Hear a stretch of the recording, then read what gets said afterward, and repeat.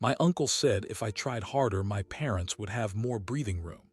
I quietly nodded and gave them the breathing room they asked for, which translated to standing by and watching a car crash in slow motion.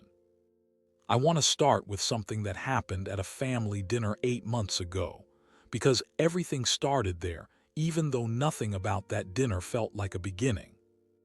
It felt like every other family dinner. The food my mother had been cooking since morning. The specific warmth of a full table.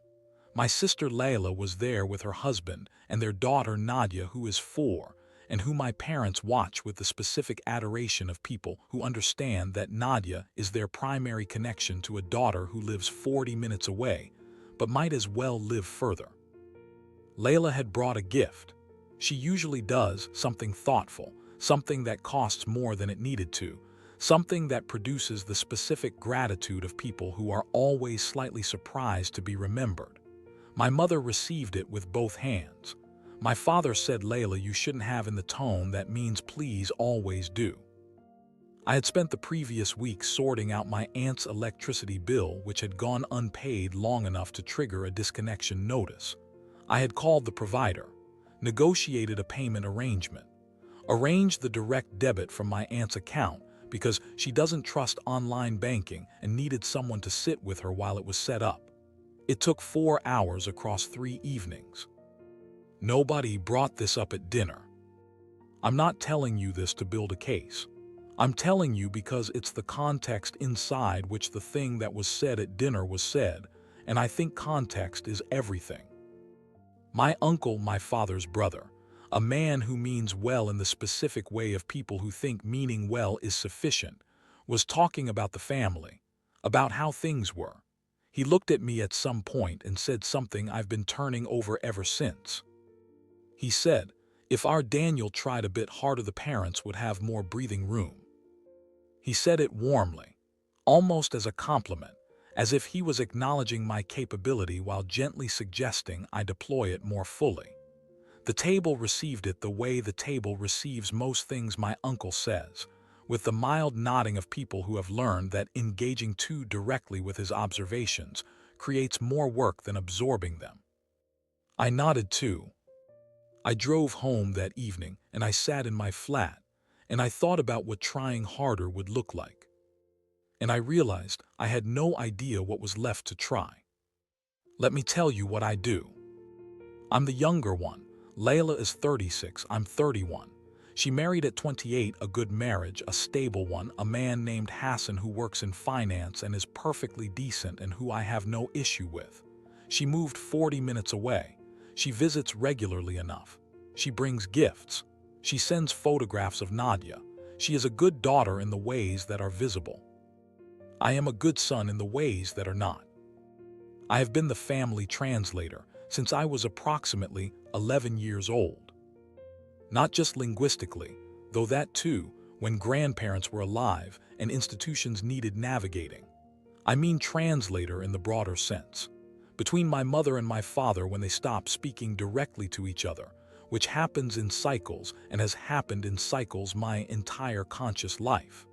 Between my aunt and whoever is currently a problem for my aunt, which changes, but the role doesn't. Between my parents and the systems, the NHS appointments, the insurance forms, the landlord letters, the bank queries, the tax documents that arrive and need someone to understand them and explain them and act on them. I have been the person who acts on things. Not because I was asked, because the alternative was things not being acted on, and I could not watch that happen without reaching for it. That inability to watch something go wrong without fixing it is the thing I have been living inside for 20 years. It feels like responsibility. It is responsibility. It is also, I understand now, a specific kind of trap. After the dinner, I started paying attention differently. Not to what the family needed, to what I was doing about what the family needed. I started noting it, not formally, just in my own head, a running inventory of the invisible. The week of the dinner, aunt's electricity. 2 calls to the GP on behalf of my mother about a referral that had been lost in the system. A conversation with my father's landlord about a boiler repair that my father had been avoiding for 3 months because conflict with authority figures makes him retreat. The week after, translating a letter from the council for my aunt, sitting with my mother while she called her sister in a relationship dispute that required someone neutral in the room, reminding my father about his blood pressure medication for the fourth time. The week after that, more of the same in different configurations. I looked at the inventory. I thought about my uncle's suggestion that I try harder. I thought about Layla's gift and my mother's 2 hands receiving it. And I made a decision that I didn't announce to anyone because it wasn't the kind of decision that gets announced. It was just a quiet internal shift, a choice made in the privacy of my own head on a Tuesday evening with the inventory in front of me. I was going to put it down. Not forever necessarily, not as a statement, just down to see what happened, to find out what the family looked like when I stopped being the thing that held it in shape. The first week was the hardest. Not because anything went wrong immediately, because nothing going wrong immediately required me to not act on the things that usually I would act on. My aunt called about a letter she didn't understand. I said I wasn't able to help this week and suggested the Citizens Advice Bureau. She was confused. She said she didn't know how to contact them. I said I could find the number for her. I found the number. I sent it. I did not call on her behalf. I did not sit with her while she navigated it. I sent the number and I put the phone down, and I sat with the specific discomfort of someone who has removed a splint and is watching the bone decide what it's going to do. My mother called about the GP referral follow-up. I said I thought she should call herself this time and that I was happy to explain what to say before she called. She said she didn't like making those calls. I said I knew and that I was sorry, but I wasn't able to do it this week. She called. The referral was still lost. She called me afterward to tell me. I said that was frustrating and suggested she try the PALS service. I did not call the PALS service. I did not fix it. I went to bed that night and I lay in the dark, and I felt something I want to try to describe accurately. Nothing. Not relief, not guilt, not the satisfaction of having made a boundary or the discomfort of having let people down, just nothing. A specific flatness where feeling should have been, like a room that's been cleared of furniture. The space is there. The thing that was in it isn't. It disturbed me. I want to be honest about that. I expected to feel something recognizable. The nothing was harder to sit with than guilt would have been. Guilt at least would have told me something about who I was. The nothing just sat there asking questions I didn't have answers to. 3 months in the wreck began. Not dramatically. These things never happen dramatically.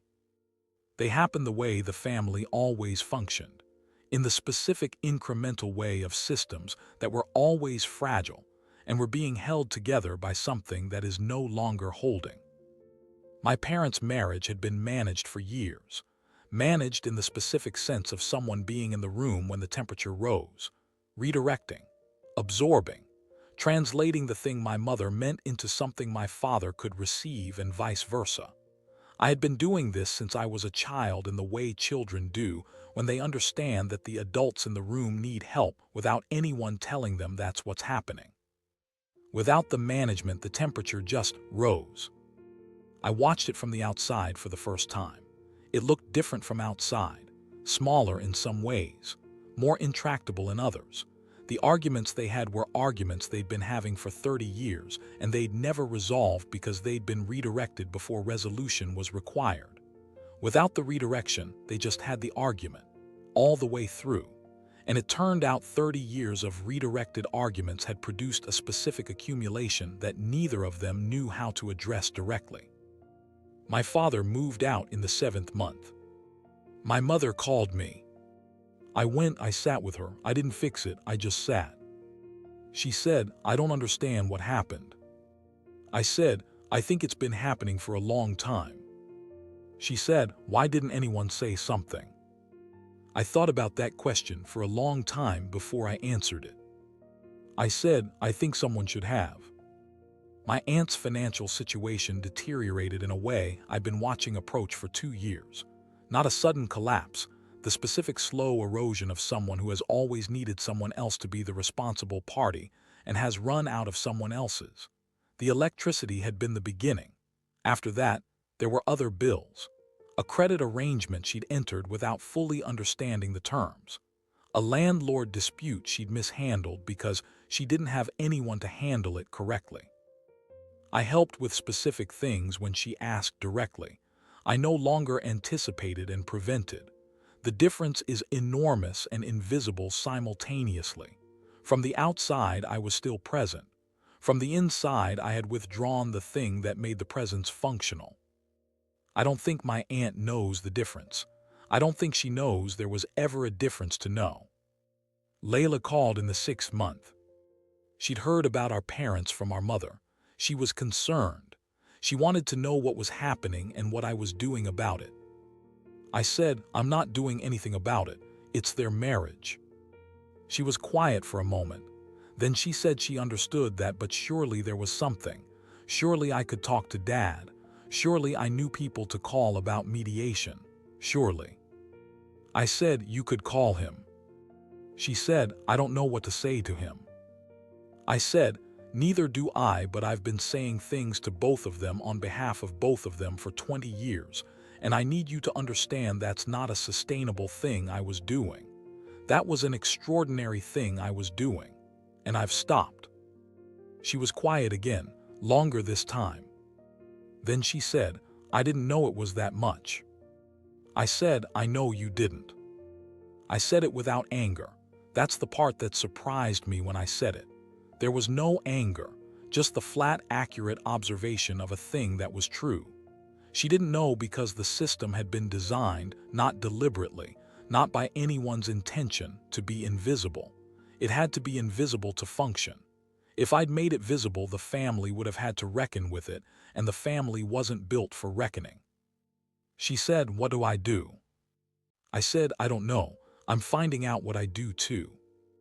We hung up. She sent a message 3 days later saying she'd called our father, that it had been difficult but she'd done it, that she didn't know if it helped. I said, it helped that you did it. I meant that. It's been 8 months since the dinner. My parents are separated.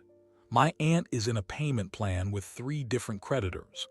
The family has the specific shape of something that's been through weather and is figuring out what holds and what doesn't. I'm not sure what I am.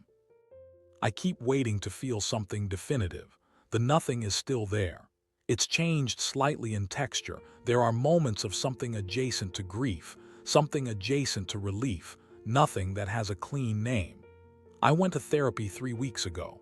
The therapist asked me how I was feeling about all of it. I said I wasn't feeling much. She said that was interesting.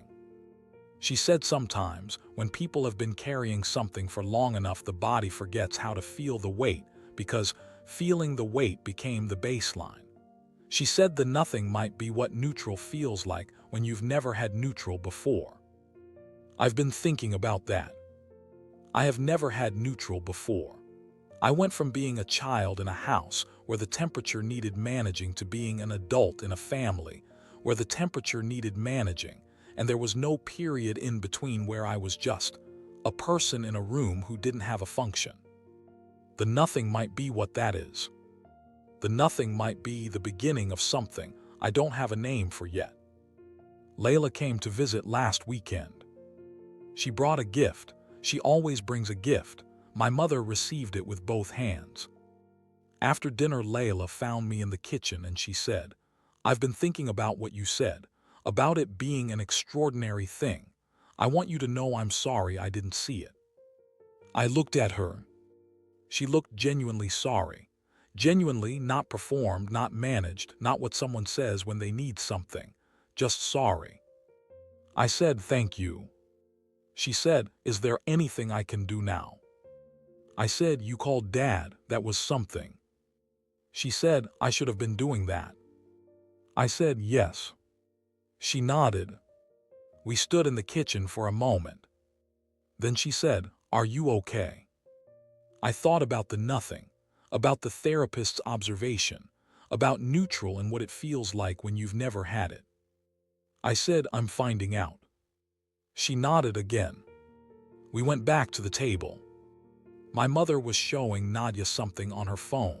My father wasn't there. He doesn't come to these dinners anymore. Not yet, maybe eventually. The table was quieter than it used to be.